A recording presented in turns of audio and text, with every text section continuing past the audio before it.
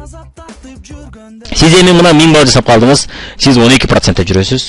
Эми сиздин группаңыздагы адам мына 100 балл канча акча келтат? 576 сом. Эсиңизде болсо, буга чейин болгон 384 сом алып келип атты эле. Эми сизге 576 сом алып келтат алар. 200 балл жасаган лидериңиз болсо, 384 сом эмес, 768 сом экесе көп алып келтат, 600 балл жасаган лидериңиз болсо, сизге 1152 сом алып келтат. Сизге жакындап калды, 1000 балга жетейин деп атат 600 балдан. Бир эле тепкич сизден ылдый жүрөт. Бул адамга сиз кайгырышыңыз мүмкүн, жиниңиз келишиңиз мүмкүн, кыжырыңыз келиши мүмкүн, жакында мен жетип атат деп. Бирок сизге ошол адамдан акча чыгып атат. Жана сизде ал, мисалы үчүн буга чейин 200 балл жасап жүргөн болсо, эми 600 балл жасаган болсо, сиздин группалык оборотуңузга 400 балл кошто. Демек сиз 1000 балл эмес, 1400 балга чыгасыз. Андыктан буга кубансаңыз болот экен, Ошон үчүн сиздин группаңыздагы лидерлер булар активдер. Сизге эки жактан пайдасы бар экен. Акчада түшүрөт экен, акчада алып келет экен. Эгерде процент жогору 1%, бир тепкич дайым жогору болууга аракет кылыңыз да сиздин адамдарыңыздан. Демек, сиз мүмкүн болсо 2 күчтүү, 3 күчтүү ветке өстүргөнгө аракет кылышыңыз керек экен. Ошондой сиз алардан дайым 1%, бир тепкич, 2 тепкич жогору жүрөсүз. Ошондой сиз алардын пайдасын өзүрүн көрө аласыз. Эгерде убактылуу өзүрүн көрбөй калсаңыз да эч кайгырбаңыз. Демек, ал адам сизге караганда күчтүү иштеп атат, ал адамдын группасы демек сизге караганда күчтүү болуп атат. Эмне кылыш керек? Кубаныч керек, ошол шансты пайдаланып башка веткаларыңызды өстүрүп алышыңыз керек. Эми сиз 15% жүрөсүз дейле. Мына ушинтип отуруп, адамдарыңыз өсүп отуруп. Сизге ошол жаңы лидерлериңиз 100 балл жасаган лидерлер 768 сом алып келтат. Эсиңизде болсо, буга чейин 384 сом, анан 576 сом чыгып аткан, 200 балл жасагандар болсо 1152 сом алып келтат, 384 эмес. 600 балл жасаган лидерлериңиз болсо 2300 сом алып келтат. Ошол себептен сиз мына ошол күчтүү лидерлердин бар экенинен пайдаланып, башка веткаларыңызды тез арада ичинде өстүрүп алсаңыз, сиз жакшы пайдаларга чыга баштайт экенсиз. Ошолор бар болгон эсебинен жана ошолор бар экендиги үчүн 1000 балл жасап аткан адамдарыңыз болсо 1920 сом. Көңүл буруңуз, байкаңыз, 600 балл жасаганыңыз сизге көбүрөөк алып келтат, ал эми 1000 балл жасаган адам азыраак алып келтат. Буга сиз кайгырышыңыз мүмкүн, Неге мындай несправедливый, неге мындай адал эмес, бул туура эмес деп ойлошуңуз мүмкүн, Башкача айтканда, мына бизге ошондо орточо 400 сомго азыраак чыгып аптыр, Бирок 1000 балга чыккан адам акча жакшы көрө баштады, ал 1500-ге, 2000-ге, 3000-ге умтулат. Бул болочок сиздин күчтүү лидериңиз. Демек, ушунун жардамы менен сиз дагы да тезирээк 23%га чыгып алсаңыз болот. Андыктан буга кубаныңыз бар экенине. Эми сиз мына ошол адамдар бар экенине кубанып, ошолор менен биргеликте иштеп отуруп, башка веткаларыңызды өстүрүп отуруп, сиз 19%га чыктыңыз, 2000 балга чыктыңыз дейле. Ошол эле 100 балл сизге 1024 сом алып келтат. 1664 сом алып келтат 200 балл жасагандар. 600 балл жасагандар 3840 сом алып келтат, Ал эми 1000 балл жасагандар болсо 4400, эсиңизде болсо буга чейин 1900 алып келип калды эле, Мына эми 4400 алып келтат. Ал эми 1500 балл жасаган адам 3800. Сизге жакындаган сайын алар азап келе баштайт экен, Демек, бул сизге сигнал. Демек, сиз тезирээк 23%га чыгышыңыз керек. Ал 19%га чыгып кетсе, демек сиз андан тышкары 2000 балл жасап алыңыз, андан сизге көп 5% чыга баштайт. Анан дайым көңүл буруңуз, 1500 баллды сиз 64 көбөйтүү 4% деп эсептесеңиз башка бир акча чыгат. Ал эми 3000 баллды көбөйтүү 64 көбөйтүү 4% десеңиз башка акча чыгат, Андыктан сиздин группаңызда директор бар болсо 3000 балл жасап атса, сиз сүйүнсөңүз болот. 2000 баллдан өсүп кетти деп кайгырсаңыз да болот. Кайгырышыңыз мүмкүн, 3000 балл болуп алды, мен директор болбой калдым, мен эми качан 2000 балл жасайм деген болушу мүмкүн. Зато сиз эртең директор болгондо сизге канча акча түшөт экенин эсептеп көрүңүз. Көп акча түшөт. Андыктан ошондо 3000 балл жасаган лидериңиз бар экендигине кубансаңыз болот. Сизге даяр директор бар болот. Кимдир бир ошо директорду бирден жетелеп өстүрүп отурат. Ал эми сиздин учуруңузда балким сиз башында эле иштеп койдуңуз, кийин өзү өсүп кетти дейли. Же болбосо жарым жыл иштеп койдуңуз, кийин сиз ал менен эртеден кечке иштебесеңиз дагы, бир жумада бир жолугушуп сүйлөшүп турсаңыз дагы, ал өзү аракет кылып отуруп 3000 балга чыгып атат. Бул кандай сон? Кайсы бизнесте ушундайды көрө аласыз? Кайсы бизнесте мен мисалы үчүн сулуу салонда андайды көрбөдүм. Мастерлер өздөрү умтулуп, болот, өтө аз учурда болот. Өздөрү умтулуп, өздөрү клиенттерди көбөйтүп, өздөрү умтулуп, сиз үйрөтүп койдуңуз башында, өздөрү раскрутка кылып, өздөрү өзүнүн акчасын көбөйтүп атат. Сиз ошону менен бирге сиздин бизнесиңиздин акчасын көбөйтүп атат.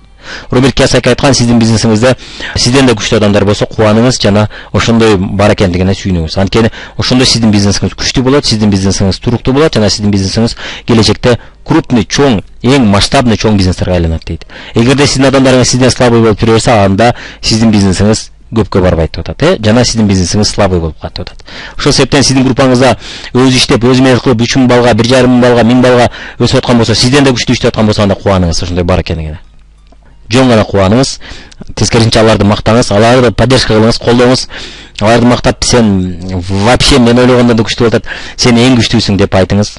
бирок тез аранын ичинде башка веткаларыңызды өстүрүңүз. Эгерде ишкер аз акча таап атса, бул ишкердин гана күнөөсү, ишкердин гана бул катасы. Демек ал туура эмес иштеп аткан болот. Же азыраак иштеп аткан болот, же өзүнө аз ишенет, же болбосо туура эмес жолдор менен иштеп атат, же туура эмес адамдар менен иштеп атат. Ошол себептен бул жерде сиз катаңызды оңдооңузга тезирээк 3000 баллга чыккан аракет кылыңыз. Булар дайым сизге активдер. Дагы бир жолу кайталап кетебиз. Рекрут лидерлер, активдер. Рекрут лидерлер, активдер деп 3 жолу айтасыз. Күчтүүлөр бизди жогору көздөй түртөт. Күчтүүлөр бизди жогору түртөт. Күчтүүлөр бизди жогору түртөт деп айтабыз. Эми сиз 23%га чыктыңыз, ушинтип иштеп отуруп, мына көрүп кетиңиз. 1280 сом чыгат 100 балдан. 200 балдан 2176 сом чыгат 300 сом эмес. Эсиңиздеби? 300 сом эле чыгат эле буга чейин. 600 бал жасаган лидериңиз сизге 5300 сом алып келет. 1000 бал жасаган лидериңиз сизге 7000 сом алып келет. 1,5 бал жасагандар 7680 сом алып келет. Андыктан эгерде сиздин группаңызда 3000 бал жасаган болсо, сиз тез аранын ичинде 2000 бал жасап алыңыз. Өзүңүздүн группаңыздагы адамдардан ушундай пайдаларды көрүп турасыз. Бирок сиз эч убакта алардын эсебин албай атасыз. Аны сизге компания түшкөн пайдасынан ага бир бөлүгүн берип атат, сизге бир бөлүгүн берип атат, Сиз демек кийинки тепишке чыктыңызбы? Демек сиз татыктуусуз. Демек сиз чындап иштеп атасыз. Жөн өйдө отуруп алып, сиз отуруп алып карап отурган жоксуз. Демек сиз чындап аракет кыласыз. Чындап эффективдүү, туура иштеп, жакшы оборот жасап атасыз. Ошол себептен сизге процент көбүрөөк чыгып атат, Мына сиздин лидериңиз 2000 бал жасады, сизге 5120 сом чыгып атат. Тескерисинче аз чыгып баштады, 7680 сом эмес, 1,5 балга кошуп 5100 чыгып атат. Ушул мезгил сизге повороттун момент болуш керек. Демек сиздин группаңызда 2000 бал болгондор эмне үчүн деп атат? Көпчүлүк акчанын көпчүлүк бөлүгү анын өзүнө тийип атат. Анын группасына көбүрөөк бөлүнүп атат, Ошон үчүн сизге азыраак түшүп калат. Ошондойдо сиз демек алып мен акчамы десеңиз болот, анда бизнесиңизди муунтуп өлтүргөн болосуз. Ал көз караш менен. Же тескерисинче кубанып, жакшы тезирээк ушул 3000 бал болуп кетсе экен деп тиленип, дагы веткаларыңызды өстүрөбүз, ага да колдоо көрсөтөбүз, ага жардам берип коебуз. Бирок эртеден кечке албетте ал менен жүрбөйсүз. Көпчүлүк убактыңызды жаңы веткаларды өстүргөнгө кетиресиз. Көпчүлүк күчүңүздү. Анан ал адамыңыз 3000 балга чыкты. 9600 сом чыгып атат. 5000 эмес. Почти 2 эсе көп чыгып атат. Көрдүңүз, Ошол адамыңыз 5000 балга чыкты. Анда 16000 акча алып келе баштады. Ошол адамыңыз өсүп өтүрүп 7000 бал чыкты. Андай адамдар бар экендигине сүйүнүү сандыктан. Мына келечекте 7000 бал жасай турган адам экен ушул деп. Сизге 22000 өзү иштеп атат, сизсиз деле иштеп атат. Сонун кылып, бирок сизге 22000 акча чыгып атат. Кандай сонун филиал, кандай сонун бизнес, кандай сонун актив. Кимдир бирөө кадимки бизнесте 20000 сом мен иштебесем да чүчсүн, ошондой акча чүчтүрсүн деп, ошондой максатта 500.000, 200.000 сом тобокелге киргизип аракет кылып жүгүрүп атат. Ал эми сиз команда менен, партнер менен бирге иштеп отуруп, партнерго өскөн жардам берип койдуңуз, партнер жеси менен бирге өсүп отуруп, мына сизге ай сайын 10.000 же 20.000 акча алып келет. Андыктан бул эң сонун активдер. Демек, маркетинг планды билбей иштеген акчадан кургалат экен, маркетинг планды билип иш кылган акчаны шыпырат экен. Кайталайбыз, 3 жолу. Маркетинг планды билбей иштеген акчадан кургалат. Маркетинг планды билип иш кылган акчаны шыпырат. Маркетинг планды билип иш кылган акчаны шыпырат дедик, Эң жакшы веткалар көп болуусу керек. Веткалар көп болгон сайын сизге акча көп түшөт, Алар жакшы проценттерде болуусу керек. Ошол жакшы проценттерде болсо, демек сиз дагы жогорку проценттерде жүргөн болосуз. Ар бир ветка сиз үчүн активдер. Андыктан активдериңиз күчтүү болсо, күчтүү акча алып келет. Активдериңиз слабый болсо, слабый акча алып келет. Андыктан ошол активдериңизди өнүктүргөнгө аракет кылыңыз. Ар бир ветка сиз үчүн активдер. Ар бир ветка сиз үчүн активдер. Эки вариант: наразы болуу, экинчиси ыраазы болуп, сүйүнүп, кубанып, ушул моменттен шанстан пайдалануу. Күчтүүлөр бизди жогору түртөт, деп кайталайбыз, Ушул сабакта биз ушул нерселерди үйрөнүп кеттик, ушул нерселерди кайталап, мүмкүн болсо жаттап алган аракет кылыңыз. Анда эмесе, ушул акчаларга жетүү үчүн албетте сиз практика жүзүндө адамдарыңыз менен иштей билишиңиз керек, жана ошол адамдарды жетелеп өстүрө билишиңиз керек. Бул боюнча сизге группа команда түзүү негиздери сабагын көрүп кетиңиз.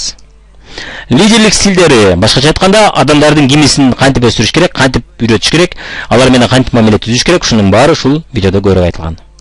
Сиздеги жаш бала жөнүндө оюн ойногон адамдар аттуу сабакты көрүп кетиңиз. Бул сизди күчтүү лидер катары өстүрөт жана адамдарыңыз менен жакшы мамиле түзүп, урушуп кетпестен, талашып кетпестен, алар менен дайым жакшы мамиледе жүрүүгө сизге сонун кеңештерди берип кетет. Кантип тезирээктир болсо болот. Мына өзгөчө сиз өзүңүзгө ишенбей кетип атканда, адамдарыңыз өспөй калып атканда, канча аракет кылсаңыз дагы жылыш болбой атса, ошол мезгилде ушул видео аябай чоң жардамы тиет деп ойлойм. Андыктан муну да көрүп туруңуз. Анда эмесе сиз кызыккан акчага жетүүңүздү каалап кетебиз сизге. Чет өлкөлөргө саякатка барууңузду каалап кетебиз жана сиз каалаган эркин жашоого жетүүңүздү каалап кетебиз. Көңүл бурганыңыз үчүн рахмат. жолукканча дагы да аман болуңуз.